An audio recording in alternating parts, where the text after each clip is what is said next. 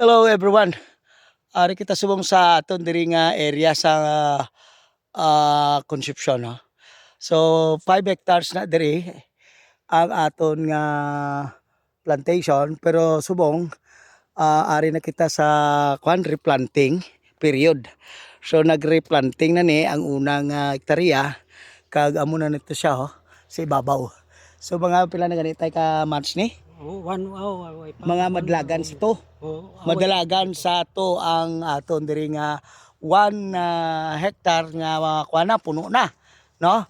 Kag ang aton nga sunod nga kuan siniman nga bulan ara ang aton nga bilinhion para sa another 1 hectare dito ni sa piyak nga area, no?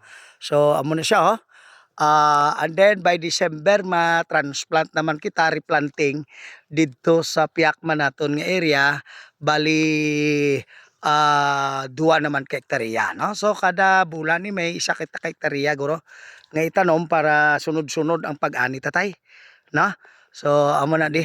So ang aton to nga isa pa ka hektarya nga wala pa mag-abot ang aton nga stock, so wala pa na deliver. Hulat-hulaton ta pero dito na to ibutang sa piyak, no? Kay sino ganito? Winscart. Kay Winscart, no? So amo tong aton nga itanom sa sini nga bulan man para nga makalagas, para nga wala sang gap, no? So damo yung salamat, mabuhay ang nagapati sa mga programa.